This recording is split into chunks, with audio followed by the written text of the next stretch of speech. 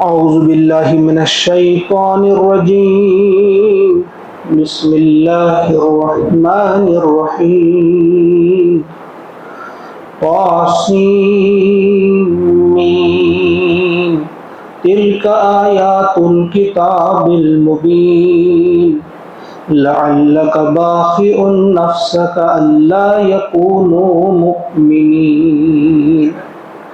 صدق اللہ العظیم۔ اللہ کے فضل و احسان سے آج ہم قرآن پاک کی سورت نمبر 26 یعنی سورۃ الشعراء کا آغاز کرنے جا رہے ہیں۔ یہ نزولی ترتیب کے اعتبار سے سورت نمبر 47 ہے اور مصحف کے اعتبار سے اس کا نمبر جو ہے 26 ہے۔ اس میں کل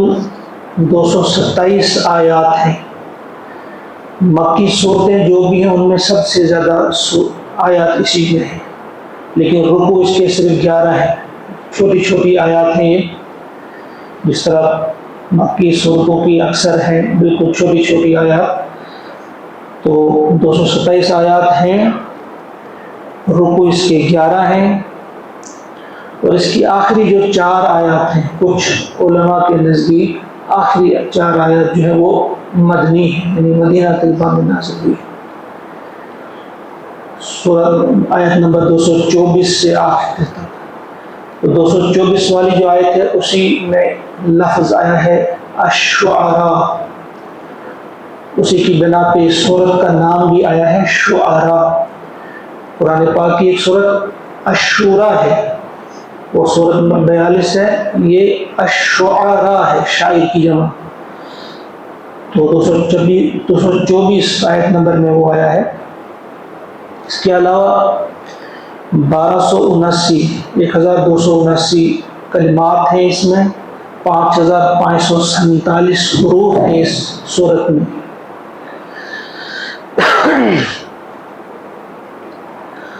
سورت میں کیا بیان کیا گیا ہے، مرکزی موضوع یا مضمون کیا ہے اس میں؟ پیارے نبی صلی اللہ علیہ وسلم رات دن جو محنت کر رہے تھے،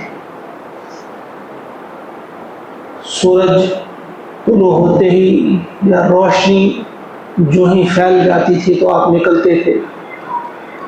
بڑے ہی درد کے ساتھ آپ سمجھاتے تھے، لوگوں کو اللہ کی طرف بلاتے تھے، ان کے جو شکوک اور شبہات تھے ان کو رفع کرنے کی کوشش کرتے تھے، ان کے سامنے حق کو واضح کرنے کی کوشش کرتے تھے، یعنی انتہائی محنت کے ساتھ۔ آگے سے آپ کے ساتھ کیا سلوک ہوتا تھا وہ آپ سب جانتے ہیں، لیکن آپ مسلسل صبح سے شام تک اس کام میں لگے رہتے تھے۔ جب رات آتی تو رات کو آپ قیام اور سجود میں گزارتے تھے، کھڑے ہو کر بھی اللہ سے مانگتے تھے، سجدوں میں بھی اللہ سے مانگتے تھے، گریہ وزاری کرتے تھے، آپ کی آنکھوں سے آنسو ٹپ ٹپ بہتے تھے، گویا وہ آپ کی دعاؤں پہ آمین کہہ رہے تھے، اور ان لوگوں کے لیے ہدایت مانگتے تھے، ان لوگوں کے لیے عافیت مانگتے تھے، ان لوگوں کے لیے سچے راستے پہ آنے کی آپ دعائیں کرتے رہتے تھے۔ یعنی دن میں ایک قسم کی محنت اور رات کو ایک دوسرے قسم کی محنت، مصروف اس میں رہتے تھے۔ بڑا ہی اب یہ سمجھے بڑی تکلیف ہوتی تھی آپ کو، دکھ ہوتا تھا آپ کو کہ اللہ تعالیٰ کی طرف آپ بلا رہے تھے، رحمت کی طرف بلا رہے تھے، کامیابی کی طرف بلا رہے تھے، لیکن ریسپانس جو آپ کو مل رہا تھا وہ ٹھیک نہیں مل رہا تھا۔ تو اس چیز سے آپ اڑتے تھے، بڑی تکلیف ہوتی تھی آپ کو، بے چین رہتے تھے آپ۔ تو اس صورت میں اس کا دعویٰ کیا گیا اور آپ کو بتا دیا گیا ہے کہ آپ کا جو کام ہے وہ 100% سیٹسفیکٹری ہے۔ آپ نہ اس کتاب میں کوئی خامی ہے، نہ آپ کے پہنچانے میں کوئی خامی ہے، خامی ان کے اندر ہے، اس کا جواب اس میں۔ اور پھر اس صورت میں توحید، رسالت اور آخرت پر بھی زور دیا گیا ہے، اور کتاب کی عظمت اور کتاب کی وضاحت یہ کتاب ہے کیا اس پر بھی بات ہوئی ہے اس میں۔ بہرحال ہم شروع کرتے ہیں اللہ کے نام سے۔ جو انتہائی مہربان اور رحم کرنے والا ہے۔ طاسین میم، یہ حروف مقطعات ہیں، آپ سب جانتے ہیں، ان کے بارے میں ابھی تک ہم کئی بار بول چکے ہیں کہ یا تو یہ اسماء الہی میں سے ہے، یا پھر اس سورت کے نام ہیں، یا پھر جو کچھ علماء کہتے ہیں کہ یہ اللہ اور اللہ کے رسول کے درمیان ایک راز ہے۔ لیکن کچھ علماء کہتے ہیں کہ یہ جو ہیں حروف مقطعات، جن کو ہم کہتے ہیں حروف تہجی ہیں، یہ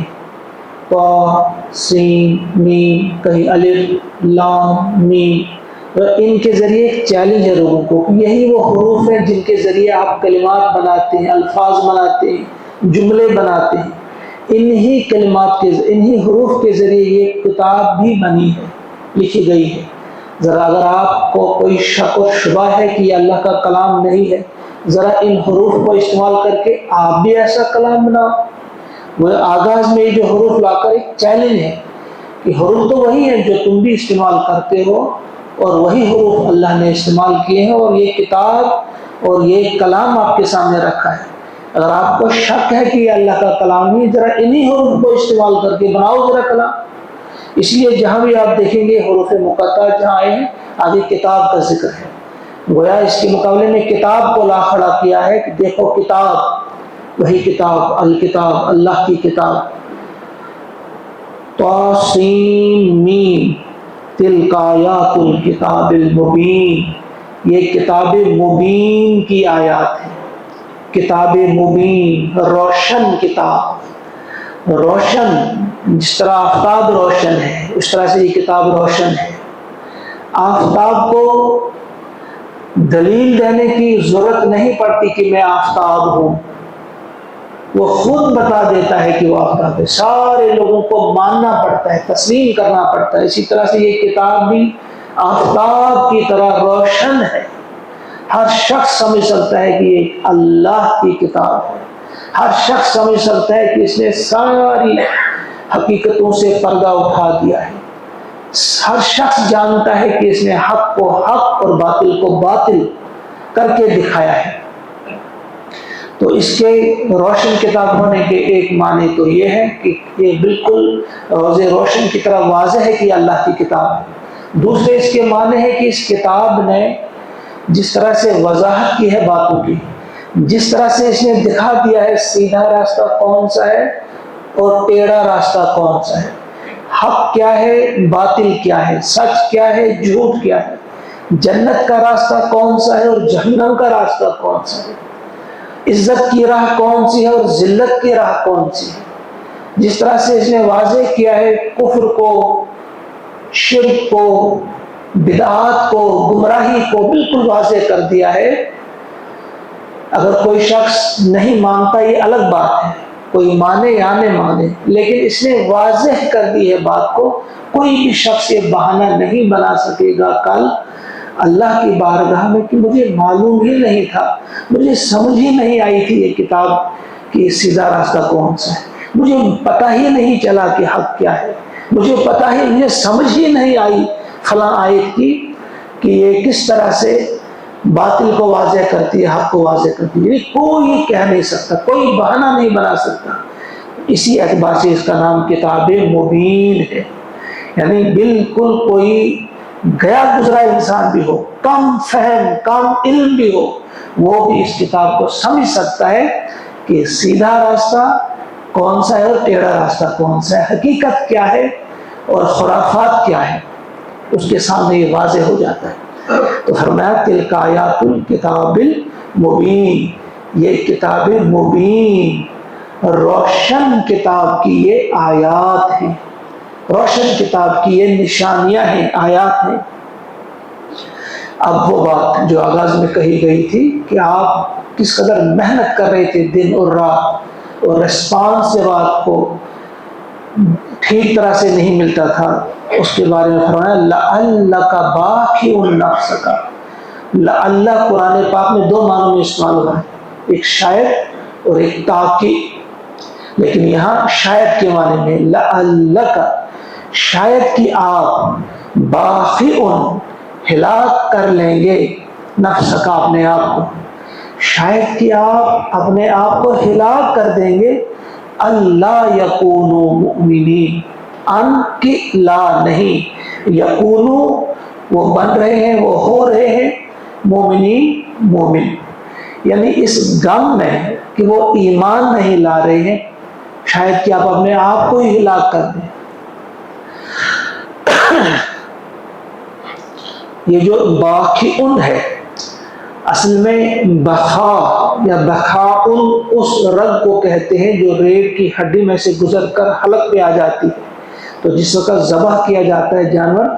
جس وقت وہ رگ ذبح ہو جاتی ہے تو ذبح مکمل ہو جاتا ہے، یعنی کمپلیٹ اس وقت ہو جاتا ہے ذبح۔ تو گویا مکمل طور پر ایسا بتا رہا ہے کہ آپ اس غم میں اتنے گھلے جا رہے ہیں کہ آپ نے مکمل طور کہیں آپ اپنے آپ کو ہلاک ہی نہ کر ڈالیں، باقی ہلاک کہیں مکمل طور اپنے آپ کو نہ کر ڈالے آپ، لعلک باقی نفس کا اللہ یکونوا مؤمنین، کہ وہ ایمان نہیں لا رہے۔ یہ مضمون اور جگہ بھی آیا ہے، یاد ہوگا آپ کو جو سورہ کہف پڑھ رہے تھے آغاز ہی میں یہی الفاظ آئے تھے، فَلَعَلَّكَ بَاخِعٌ نَفْسَكَ عَلَىٰ آثَارِهِمْ إِن لَّمْ يُؤْمِنُوا بِهَٰذَا الْحَدِيثِ أَسَفًا، کہ شاید اب آپ اپنی جان کو، اپنی جان پاک کو ہلاک ہی کر ڈالیں گے ان کے پیچھے، علی آثارہم ان لم یؤمنوا بہذا الحدیث اسفا، اگر یہ اس حدیث یعنی اس کلام پہ اگر یہ ایمان نہیں لاتے ہیں، بیوقوفی کر کے، احمقانہ روش اختیار کر کے اگر یہ اس کلام کو نہیں مانتے، تو کہیں ایسا نہ ہو کہ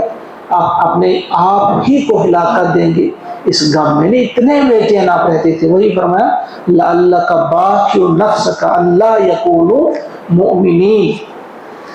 ان نشأ ننزل علیہم، ان اگر نشأ ہم چاہیں، ننزل تو ہم اتاریں، علیہم ان پر، من السماء آسمان سے،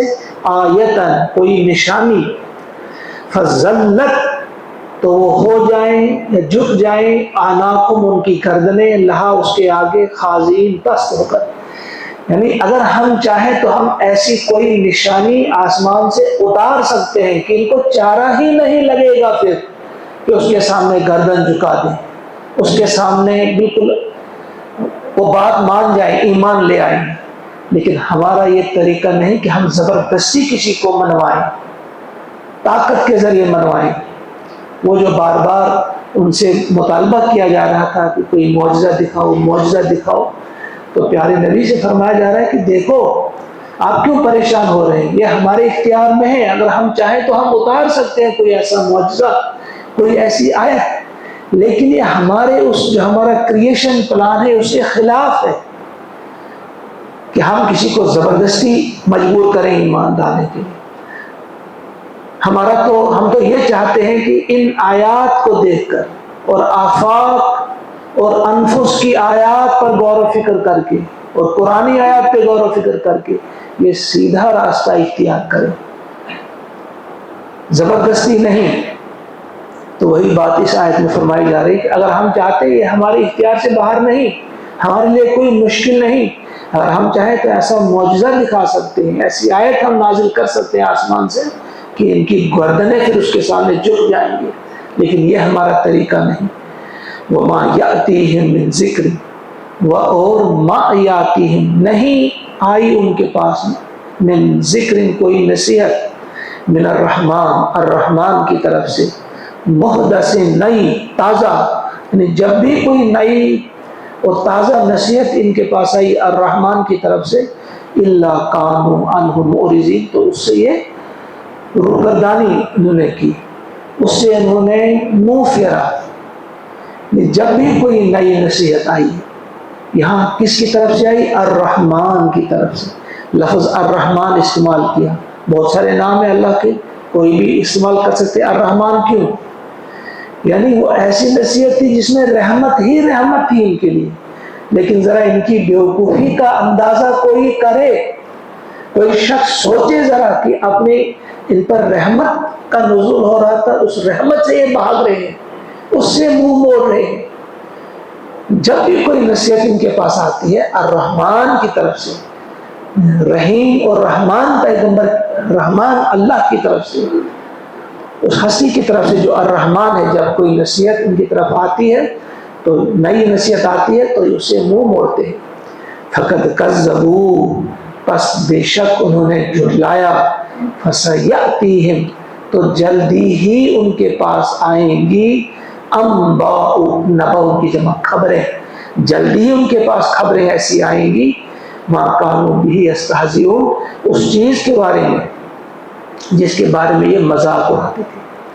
یعنی جس قرآن کے بارے میں یہ مذاق اڑاتے تھے اس کے بارے میں ایسے حقائق جلدی ان کے سامنے واضح ہو جائیں گے کہ حق یہی تھا،